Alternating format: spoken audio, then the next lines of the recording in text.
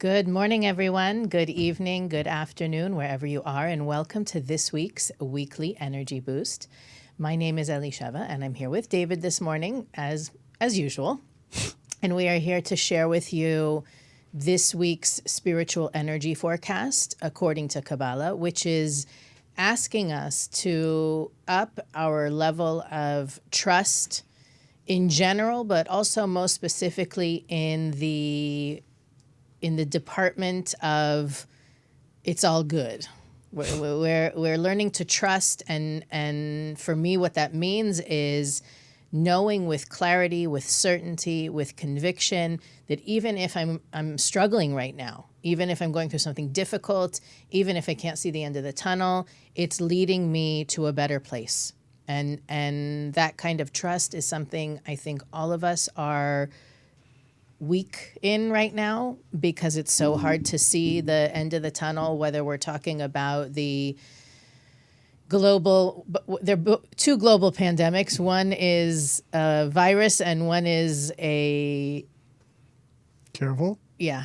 One is a human condition, one is a viral condition, one is a human condition, and no one is immune to the fear and to the anger and to the worry, I think, that's going around. The worry is the new virus. There isn't a shortage of things to worry about. So David and I want to share with you not the statistics and how bad things are looking, but quite the opposite, how we can use the turbulent waters during this time to get to our next destination. So what do you think our listeners, we have an agenda we're going to talk about. What do you think our listeners want to know the most? What's on your minds? So please write it in the chat. We have a lot of you listening right now, so we want to see in real time what you're thinking and what you're feeling. The topic that we are discussing and the energy that's available this week is to have clarity about what your role is in any given situation, because we know that the Creator has given each soul a path, and the most direct path towards fulfillment. And when you divert from the path, it's not that you're doing anything wrong, because eventually every path leads you to where you need to be. The free will is how much of a diversion you cause, which causes pain, trouble, anxiety. If I know that I'm driving somewhere and it's in my GPS where I'm going, if I decide to make a right turn or a left turn that's not advised by my GPS, I'll eventually get to where I need to go. It's just I'm taking a detour, and it's going to take me longer, and it's going to be more frustrating and more painful. So everybody's always asking, how do I know what to do? How do I know if the thoughts that are coming to me are the voice of my opponent, which we talk a lot about the opponent, which is that voice that causes us to do destructive things, causes us to seek instant gratification in lieu of long-term fulfillment, that voice that just doesn't care about who I hurt or what I do as long as I feel good now. That's what the voice wants. And then there's the voice of our soul, which sometimes we refer to it as the voice of the light that's in our soul. How do I know if the light's telling me to shut up, to fight back, to break up, to move forward, to be in this relationship, to not be in this relationship? Oh, there goes my mic. Like, how do I know if that's a sign? We don't know. Stop talking. Yeah, it's like so people see signs, but they don't know if the signs could be coming from the opponent. So I think this is the week that we can get more clarity about what is our lane. I asked Elisheva on the way over here, what do you think is the most powerful energy of this week? And she said, giving people the clarity of staying in their lane. And I said, well, what does that mean? Because I think people don't know what their lane is. What's my lane? And I think that's what we need to discuss today and give people tools to identify that and to identify and to understand how they can be in their lane. I think we need to also break down a little bit for our newer listeners some of these keywords that we use. For example, you may be listening first time, second time, fifth time. David uses the word creator a lot. Yeah. We sometimes use the word the light. It's important to understand, we want you to understand that energy source, that again, you can call it spirit, you can call it God, you can call it the light, the creator. It's not, according to Kabbalah, it's not something that's, billions of miles into the stratosphere and we're trying to get up there. The opposite, that there is the light, that energy force is inside every single person. And the opponent force that David mentioned is also inside every single person, challenging us to see past the negative, to see past the challenge, to see past the barriers, the apparent barriers, to the light that's behind. And one of the things I was reading, and I often mention, David and I spend time during the week preparing, looking for the gems to share with you. One of the things I read this week that really touched me, or for me personally, it was obviously something I needed to hear, but I couldn't help but think it was something that I also needed to share, is that our life is really like a gym, a gymnasium. Sports. A gym is different than a gymnasium. Yeah, right. A fitness center. LA Fitness. I don't know. What's another one? Equinox. And, David often says you hate the personal trainer because he's telling you, 10 more push-ups or stay on the bike another 15 minutes or stop eating carbs or whatever the trainer tells you. And in that moment, you hate not only the assignment, but also the person giving the assignment. Mm-hmm. But at the same time, once you're done with it, you feel good, you're grateful, you are closer to your goal. And that's I think it's an important metaphor to reinforce this week, because those challenges, the fog that we may be feeling now, I mean, I'm looking at the questions. How is it possible? How can you turn on the news today and see the good? There is like zero good. So there's so little good that people have to open dedicated channels to showing us good, because there's so much lack of good. And the good that we do see is people trying to make a difference where the bad is, right? Sharing in the hospitals, sharing in the protests, being kind despite the hate and the anger. Wouldn't it be great if we didn't have to do it despite anything, despite the fear, despite the danger of living in the year 2020? What I think people appreciate most about our show and the wisdom of Kabbalah in general is there's different ways to approach a problem.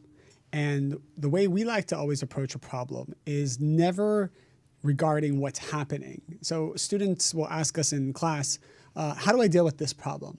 I'm never really thinking about how you deal with that problem, because it's already too late. The problem's already there.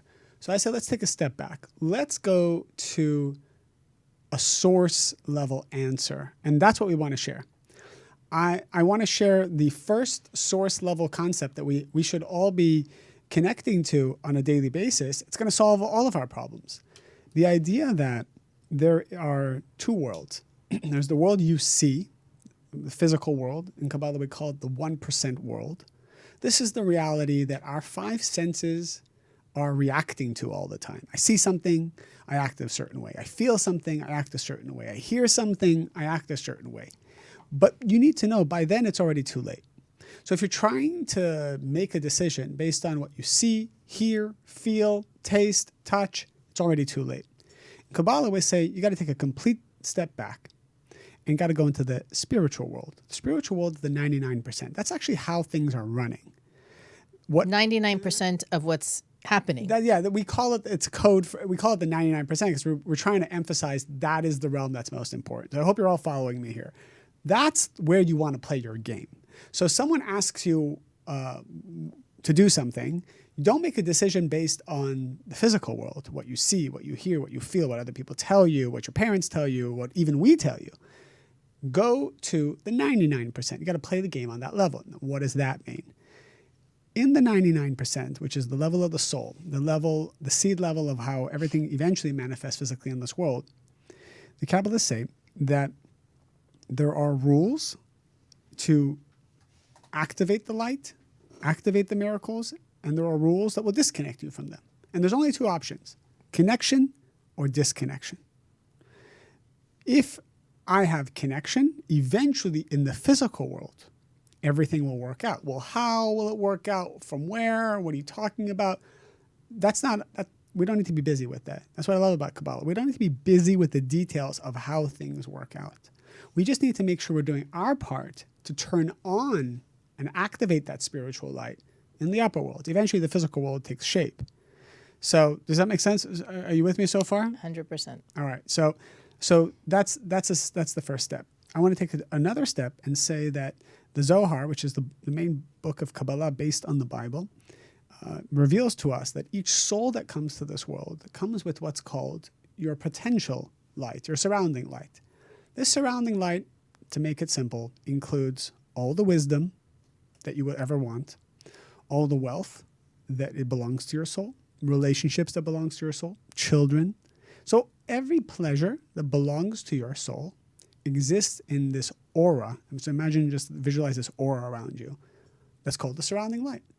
You don't get access to it. It's kind of like a trust. It's like a trust fund that you can't access until X, Y, and Z things happen. Imagine your parents created a trust fund for you and said, all right, you got everything in this trust fund, but you can't have it until you make your first X amount of money, until you break this other milestone. You break that other milestone, then the trust opens for you. That's what your surrounding light is. No one can take that surrounding light from you. No one can essentially take your relationships if they are yours. No one can take money from you, even though it looks like someone's stealing from you or taking something that belongs to you. No one can take it. It's still in your power to reveal it in your own life.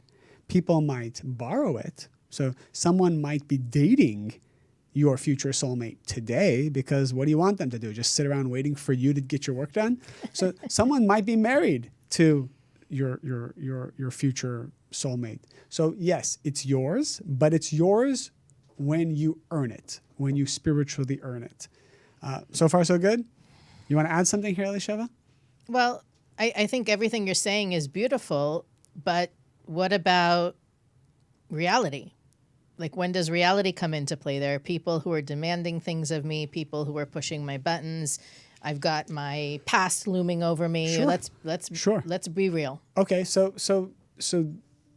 and that's the trick. That's the test. Because if we didn't have these demands in the physical world, well, we'd all be spiritual beings and we'd all just be loving and unified and studying wisdom all day, and that would be beautiful. But where's the test? Where's the game? So while we're saying play in the spiritual world, become like the light, and we talk about all those things in Kabbalah 1, so I don't want to rehash that. In this physical world, there's always going to be things that come up that take you away from it. So all of a sudden, let's say someone is upset, hurt right now with what's going on, and everyone's got a different emotion and a different feeling, and they come to me and say, all right, well, what do we do? How is this different than any other challenge you've ever had in your life? Oh, well, this is different. No, it's never different. Every challenge needs to be addressed the same way, which is, and I gave 4 steps here. Number 1, these are the 4 steps that are kind of the overview of how you break into your surrounding light, how you break open that trust and let the miracles come down. Number 1, all challenges, you have to embrace and accept all challenges. I'm just laughing because the show is called Learning to Trust, but we didn't mean it that way. What do you mean? Oh, that's nice. Learning to break into my spiritual trust fund. Break into your trust fund. Everyone's got a trust fund. I think that's important to understand. Everyone's got a spiritual trust fund. Embracing and accepting all challenges is step 1. Whether you like the challenge, you don't like the challenge, you're hurt, you're upset, you're offended, someone's really activating something inside you that's really painful, someone's being unfair. I think you should be, just one thing to interject here. If your trust, if your connection, if your certainty, if your spiritual backbone doesn't waver, it doesn't grow. I want to make sure that that's clear, because you're talking about this is not getting to like some if your certainty nirvana. Is not tested. We're not talking about getting to some nirvana Zen-like location or reality, and then nothing bothers you.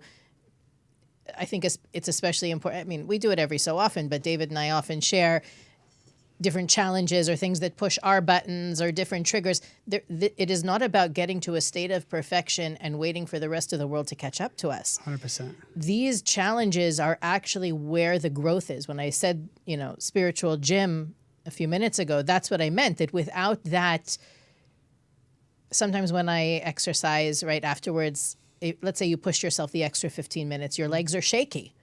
right? That you have that sort of weakness feeling that comes over you. If you lifted an extra 10, did extra 10 repetitions, it's like a shaking that happens, that the weakness comes before the strengthening. And it's important to remember that, because we're not saying we got access to the trust fund. When you get there, it's going to be great. Yeah, imagine that your spiritual father basically put 1,000 milestones in your trust fund. Every time you hit that milestone, in each milestone, there's a difficulty. If I had to just monetize it, I know someone that said, here's a trust fund. I put in $1 million into your trust fund, and you can have 100,000 of it every time you make your own 100,000. So you make 100,000, you get 100,000. You make another 100,000, you get another one. That's the way his father did it for him. That is kind of like in the spiritual worlds. You hit one milestone, you unlock another miracle. You hit another milestone, you unlock another miracle. That's how it works. What are these milestones? Those are the challenges in this world. The confusing, unfair challenges, the uncomfortable things that come to you. And if you react to them in the right way, you unlock the next milestone in your trust fund, your spiritual trust fund that comes down. So how do you unlock it? Well, we said it already. We've said this so many times in so many different ways, but we're going to repeat it over and over and over again, coming from a different angle so our audience can accept it. And just butt in here, Elisheva. Every time you just keep butting in. Number one, embrace and accept all challenges, regardless of what it is. Stop freaking out. Don't freak out, even though you don't understand it and you don't know where it's going. You just got to pause. To the extent you embrace, and to the extent that you accept what you embraced, is what would cause the transformation. That's always step one. Challenge happened. Something happened for me this week. Something came up, and then my mind started to think, okay, how are we going to fix this? What's going to happen? And then I realized, wait, I'm trying to play the game in the physical world again. That's not how it works. Let's take it. Let's take it back to the spiritual. Let's go right back to the spiritual. And then I said, all right, step one in spiritual, embrace and accept all challenges. So that was step one. I have step two, but you want to say anything? Do I want to say anything? Well, I know that with a lot of the stuff that's going on there is unspeakable things going on, very painful, very, in Kabbalah 1, the Global Kabbalah 1 course that we're doing, I feel like almost every week someone shares in the chat, they lost, one week someone lost their father, one week another person lost their brother. There's unusually extreme difficulty taking place in this time. And when David was saying 1% versus 99%, play the game in the spiritual, not the physical, the thought that came to my mind is everybody listening saying, well, wait a second, the physical is a little bit too hard to surmount right now. It's important to understand that, at least from the background that we're coming at, the cause is spiritual. The cause is not physical. So even though it may seem like there is people making decisions on behalf of their city, state, nation, etc., it may seem like there is a virus that doctors can't wrap their heads around. Kabbalistically speaking, there is a 99% cause to all of this. And one of the things I want to invite everybody to join us this Thursday. We have I guess you can call it like a symposium. To shed some light on what's going on energetically. We have a Kabbalistic astrology webinar that's talking about these next 6 months, actually, that lead up to another major cosmic event. And it's not just forecasting, guys, get 18th, ready. June 18th. June 18th at 10 free. a.m. our time. It's pay what you can. Okay. So if you can't, you can still join. If you can't afford to make a contribution, you can do that as well. But the idea is that if we learn, like David mentioned and often mentions, the idea of GPS, the GPS pre-navigates where is the traffic, where is the construction, where are the hills, where are the valleys. That's what these seminars are like. Yeah. So if you know and can identify in your work in these next few months, the great conjunction that's taking place in December will be a wave you ride, not a wave that sinks the boat. And so that, to me, right, we don't learn astrology to say, okay, well, Thursday is going to be a rough day, stay in bed. Or if you're a Taurus, dump out your life savings and invest this month because X, Y, and Z. We learn we learn it to know the terrain and make a plan B. So if I know, and this is one of the things I wanted to bring up, it's a little bit back coming through the back door now, but even the word trust, I'm sure, not trust fund, but trusting others, trusting the light, trusting myself, it's a button for people. Right. Because a lot of us have been rejected, heartbroken, betrayed, right? That's another big one for trust. So you can easily listen to what we're saying and say, well, how do you expect me to trust? What I want to share and what Kabbalistic astrology comes to help us understand is that we pick certain issues to work on. So some people have no trust issues and don't get their hearts broken or rejected or betrayed. And some people's GPS is full of that. So Kabbalistic astrology helps us to understand this is the path that my soul chose. And I remember actually having a conversation with one of the other teachers about one of the things we learn in Kabbalah is that we choose our parents. Mm-hmm. So this was this particular... The soul chooses its parents. Before coming down to the world, we choose exactly the right family dynamic, religion, financial situation, everything that's going to set us up to do our soul's work. So this particular person not only doesn't like the parents he was given, but I guess had a very marred upbringing. So he said to me, why on earth would I choose my parents? Why wouldn't I choose Rav Berg to be my father if that were the case?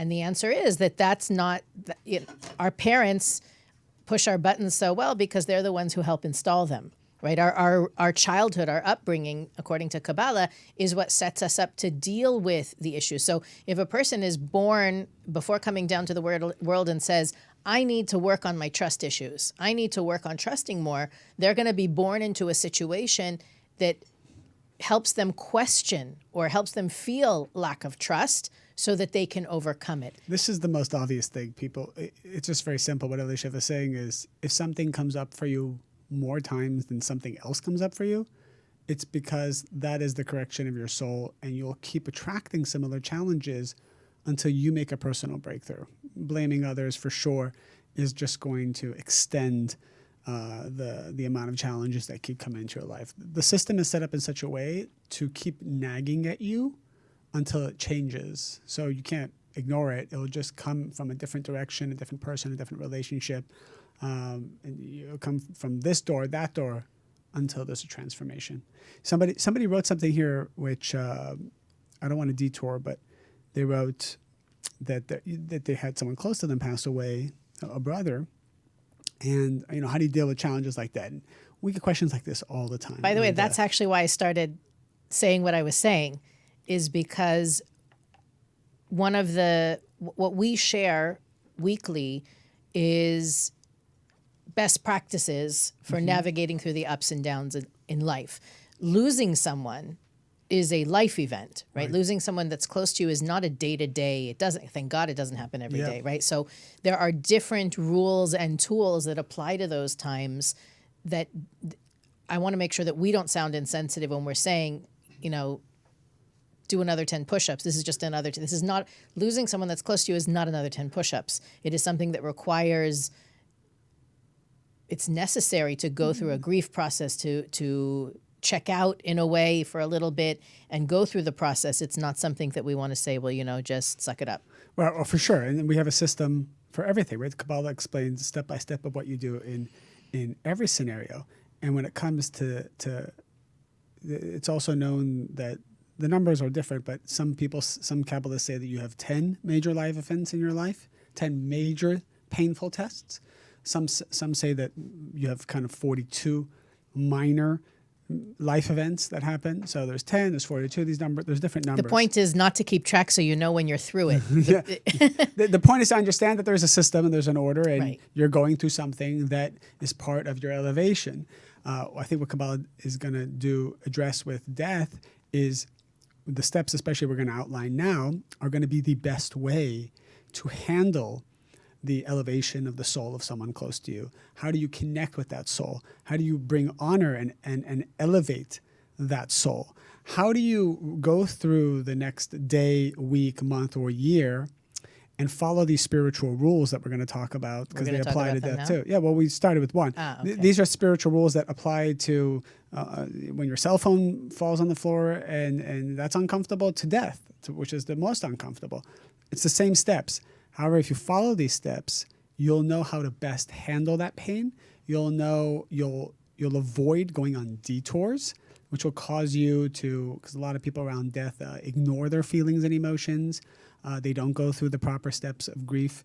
And as a result, it comes back to haunt them, or it keeps them stuck. It causes them to be sad for longer than they should. So many different things. So we're talking about what is the best thing you can do for yourself and for the soul that's left, because we also talk about ways of connecting with that soul. So we talked about embracing and accepting all challenges. Number 2 is a very valuable tool is certainty beyond logic. We talked about it a lot. But every time something happens to me that I don't understand, I just plug in, I put it in the certainty beyond logic box. I say, this is beyond my logic. Therefore, I put it in my certainty beyond logic box, and then I go back to being happy. What that does is it creates a new vessel for you that in the lower worlds, there's a revelation can occur. When a person has certainty beyond logic, answers come to them, wisdom comes to them, wealth comes to them, relationships come to them, children come to them. But that's different than denial or repression. For sure not. Yeah, for sure. I want to make sure that's clear, because I know that, let's say, for example, I've gotten challenging news in the middle of when I'm with my kids doing homework. I put that news in a box because I don't want to get reactive, and I want to stay present and give my kids what they need for those 5, 10, 15. Right. And then I go back to the box and I deal with it later. David is talking about something else. Well, I say I like to put something that I don't understand. I think it's a waste of time to try to figure it out. I think it's also reactive. I know it's reactive. Putting something in the certainty box, it's in that box. Now you deal with it. Dealing with a challenge is something you should do no matter what. But are you going to do it worried, with anxiety and fear? Or are you going to do it with certainty beyond logic? So I want you to do whatever you normally do to handle your challenges. Just do it with, and keep telling yourself, I have certainty beyond logic. Now let me try to solve the problem. I have certainty beyond logic. Now let me write my email. I have certainty beyond logic. Now let me write that text back. I have certainty beyond logic. Now let's deal with the grief of someone who passed away. Always have that as your backbone, your certainty beyond logic. That's the most powerful. That's more powerful than certainty within logic. Certainty within logic is, I see exactly how this is going to work out. That's certainty within logic. Not as powerful as certainty beyond logic. You want to say something? Well, I want to bring a little bit more human emotion to it, right? The something David glossed over quickly. He did say it. I just want to emphasize it a little bit more. Yeah. Is the necessity to feel emotions. Sure. Right? When we're sad, that doesn't make us weak or flawed. When we're angry, when we're upset, there is a spiritual value in going in and sitting with those emotions. Mm-hmm. When I say spiritual value, it can lead to elevation, is what I mean. The question is, or the determining factor is, does how I'm feeling own me, or am I going through it with consciousness and with purpose? Beautiful. I see a lot of people are, maybe the word isn't possessed, but they're overtaken by negative emotion, which then causes them to say unkind words to people they care about, reject, just give off what David calls an odor, a smell that leads to even greater negativity. Sure. What the Kabbalists teach is that when we are in those spaces of pain, sadness, anger, etc., to take space proactively, to consciously say, I'm not feeling it right now. It's okay to say to the people around you, I need give me 30 minutes. I'm wrestling with something right now. You go away, you wrestle with it, and you come back present and accounted for. You don't always have the luxury to do that, which is why I bring up, being able to put it in a box for a few minutes to finish. It's happened to me that I've had text messages while I'm teaching, which is often why I don't bring my phone into the classroom with me. But you get an upsetting text, or and during a workshop, you gave a workshop to your class, you get an upsetting text in the exactly. middle? I get my own happened workshop. to me so many times. So in that moment, I have to be able to compartmentalize a little bit, continue giving the class, and then go back to whatever. Right. You're not just situation. going to delete the text. You're going to come back to it. That's the point. That I don't want to seem cold and sterile when we talk about these things. In most cases, you probably do have the luxury to feel your feelings in that moment. The delineation the Kabbalists give is, does it make you not want to talk to anybody for 3 days? That's probably not okay. Now, I'm not talking about, grief and losing a loved one, but I'm talking about getting that upsetting, annoying text from the coworker or the cousin or whatever, the friend that can happen, the neighbor. We need to be careful. And that, to me, and I want you to go back to your list, but to me, the question I always ask myself is, what kind of seeds am I planting right now? You just gave me a visual. When people are climbing a mountain, there's people who don't have any harnesses and stuff, but what is that cord called that protects them in case they fall? Like if they fall, the cord catches them. What is that? So what is it called? Safety line. Safety line? It's a safety line? So have you seen people climb mountains without any gear or nothing? If they fall, they die. That's the end of it. But someone who has a safety line is because in case they fall, that safety line will catch them. The safety line is certainty beyond logic. Having certainty, you should take certainty beyond logic everywhere you go, because if you try to climb that mountain by yourself, there's only one or two people in the world that have that ability, and even then, they could fall. Things beyond their understanding could happen. But when you have certainty beyond logic, it's always a safety line. So if you make a mistake, in Elisheva's case, she gives a workshop, she looks at her phone, she gets a text that gets her upset. She's going to go back to teach. She has no choice, because in 1 minute, her whole class is going to start looking at her. But she doesn't just say, I'll deal with the text later. She says, I'll deal with the text later. I have certainty beyond my logical mind that this text is good and this situation will work out.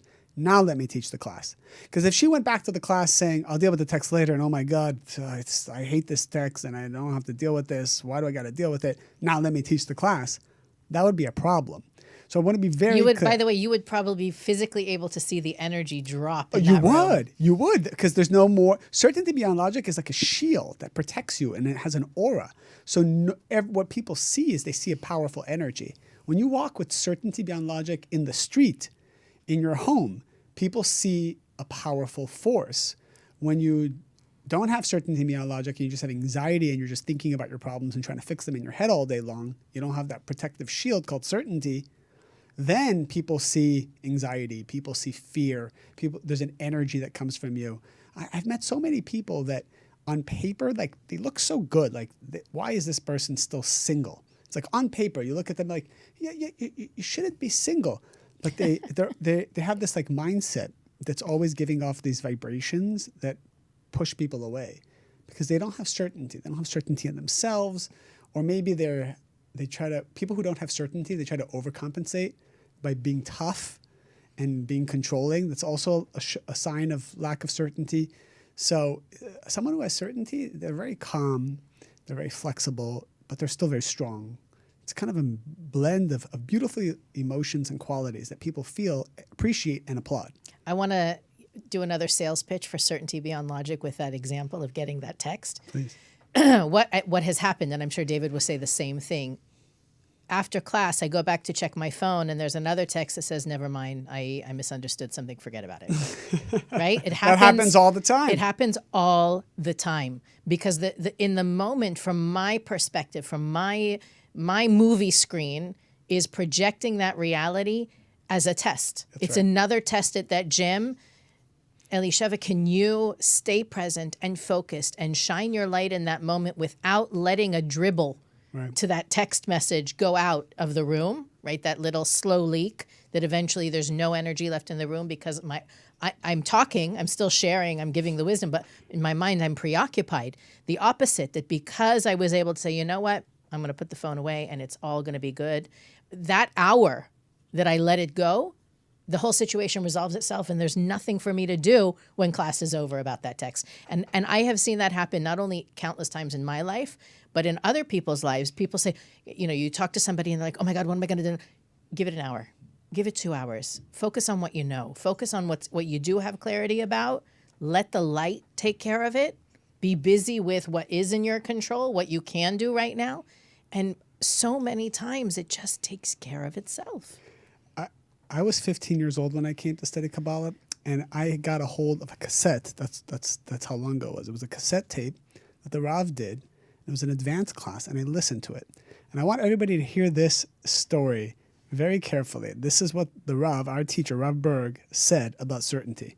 He said, imagine you're sitting there with your girlfriend that you love so much. You're sitting there in your apartment together. All of a sudden, a great-looking man walks in, grabs your girlfriend's hand gently, and doesn't say anything, and just walks with her into your bedroom. This is what I'm hearing on the tape. Have you heard this story before? No. It just walks to the bedroom and closes the door and locks it. 15-year-old David was like, what? I'm like, this is a great story. Are you all following the story? Just focus on the story for a moment. And the Rav says, now, Kabbalah to the test. The Rav says, there are several realities that are playing here right now. Number one, your fears come up, your anger comes up, your confusion comes up. What just happened here? And the Rav says, if at that moment you pause and you say, I have certainty beyond logic, what will happen is, if you walk into that room, you will find out that actually that this person is her brother, or something of the nature that is not what's the word I'm looking for? Suspect. Not suspect. Not inappropriate. Not inappropriate. If at that moment you have anxiety and stress and fear, and then you get emotional, and then you barge in there, what you will actually see is something happening that is very inappropriate. But what I loved about the story was, we think it's already determined that it's one or the other. What the Rav said is, if that person is her brother or her lover, it depends on whether you have certainty or you have doubt. I love that. That's how powerful our certainty is. We think certainty is just that thing we have, just makes ourselves feel better when everything's burning around us. It's quite the opposite. When a person has certainty, they enter another reality. It's almost like the Rav is basically saying that person that walks in the apartment is like an apparition. Exactly. And you get to determine with your certainty who it is. Exactly. It's a hologram, and the hologram materializes according to your certainty. Exactly. I mean, the people who always have doubts and worries that their partner is going to cheat on them, why is it that they're always the ones that get cheated on? I usually say, who gets bitten by dogs? People who are afraid of being bitten by dogs. 100%. Pushes people's buttons a little less. 100%. And I remember so many times, like sometimes you give a class, it ends late, and I have to walk to my car. And it's kind of a little dangerous. You know, a little alley we have to go where we park our cars. It's a little dangerous. And I'm thinking to myself, I got to walk through this alley no matter what. I can do it with anxiety and maybe enter a reality where something could be a problem. Or I'm going to just walk through with certainty. And I got to walk through it anyways. Certainty or anxiety. The one with certainty is the protection, has more protection. The one with anxiety can draw negative forces or even negative people. Right. And that to me also begs another point. I don't know how many points you have left in your notes, but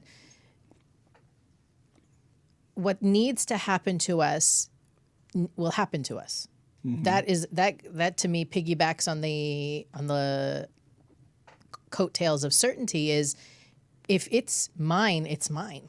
And if it's not mine, no amount of manipulation, hoarding, protecting myself, lying is going to keep it in my possession. So whether we're talking about a person, whether we're talking about possessions, money, title, status, doesn't matter.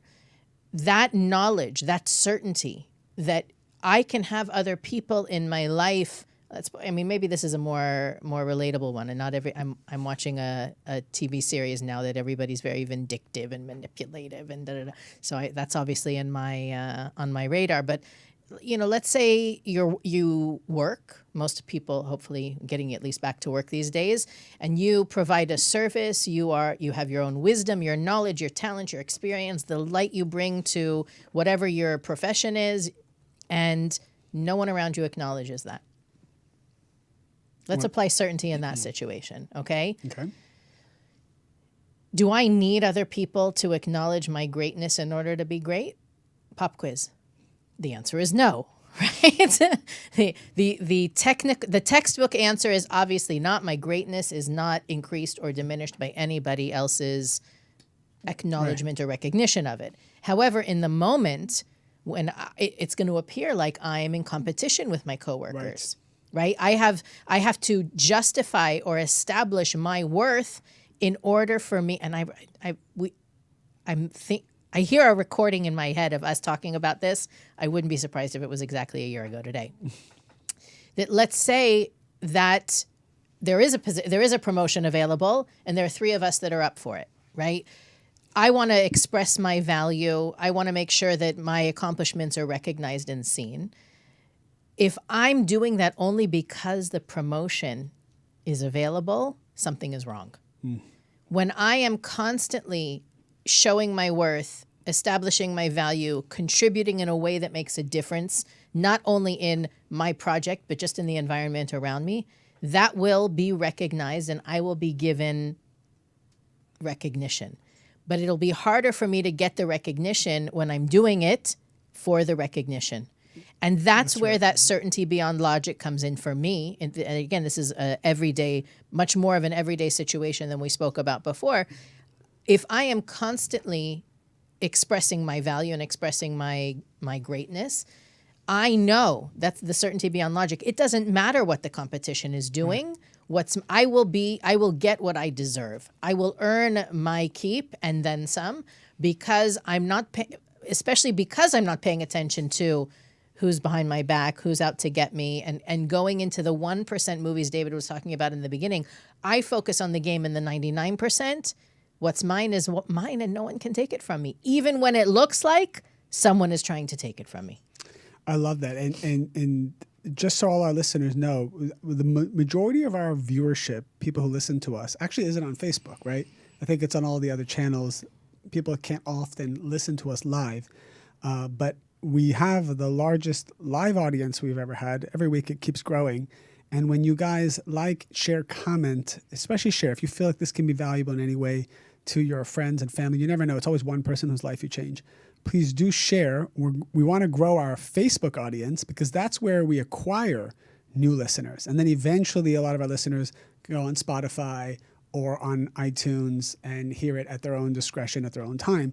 That's great too. But actually, Facebook is where we want to connect with the most people. It's growing every week, and it's thanks to you. So just wanted to remind you guys, when you share, when you like, when you comment, but especially share, we're getting new followers and listeners every week, and they're thanking us and emailing us, and that all comes back to you. Somebody wrote something based on what we said. They said, what if I have an intuition that something bad is going to happen? Should I follow my intuition or not? So let's make it practical. Let's say I'm about to get into business with someone and I have an intuition that this person might not be who they say they are. Something, my little senses tell me. Your spidey senses? Spidey senses tell me there's a problem here. So what do? Same thing. You have to break. Intuition is separate from certainty. You have to say, I have 100% certainty, beyond a logical doubt, that everything's going to work out. Now that I have complete certainty, let me follow up on my intuition. Maybe I need to ask 6 more people about this person. Maybe I need to pause the contract and maybe wait 2 more weeks. But that has nothing to do with the fact that you need to have certainty. The problem is when people have bad intuition or their spidey senses or they have anxiety about something. It controls them after that. It controls them, and they start making every decision based on that, right, not knowing how it's going to turn out, and they're having fear. So what we're saying is have the certainty, then follow up with your intuition and see where it takes you. I think that's the flip side of the coin is knowing that this person is on my radar for a reason, and I have to look for the proactive thing to do with it. But being preoccupied with their they're out to get me. They're gonna throw me under the bus or what. That's usually where most people go when they have that bad feeling about somebody. I know someone I know somebody that has a track record of being, controlling, manipulative, underhanded, and Track record. track record. So we're on the resume. They're proud of it even, and I can tell you that for years, maybe not for years, but for a period, I was preoccupied with it. Yeah. Because I kind of looked at it as that's not fair, right? How is this unpunished? Like, where is the retribution for that? And I maybe this is a good way to end the show. Aside from asking you, as David was saying, to continue to share, to rate and review us if you're listening on the podcast, to find every way that you can to get more of this wisdom out there. It's revolutionary. It's not us, first of all. It's a revolutionary, and the more people that hear it, the better the world is going to look. Now I forgot what I was going to say. Oh, wait. 33 seconds to get it back.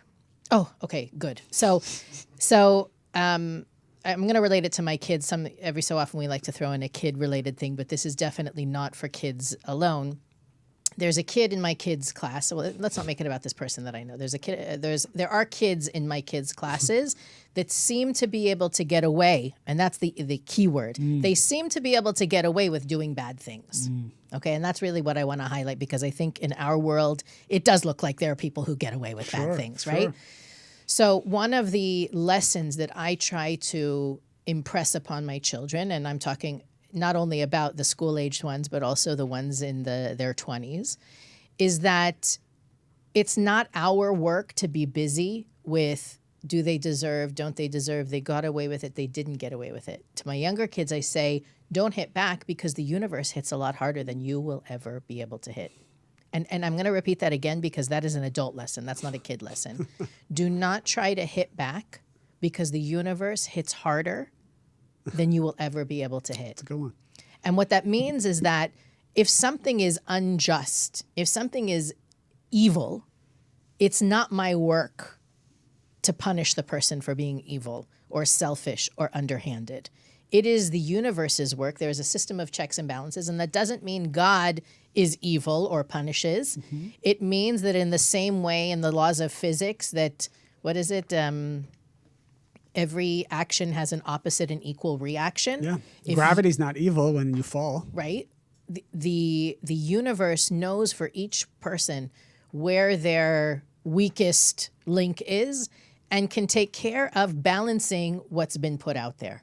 The problem is when we start to take care of it, when we start to punish, when we start to withhold, when we start to treat people differently, we start to accumulate the negative. Yeah. And that certainty beyond logic means knowing I don't need to be God's police. I actually remember the Rav talking about that, the cassette with the Rav saying, we are not here to be God's police.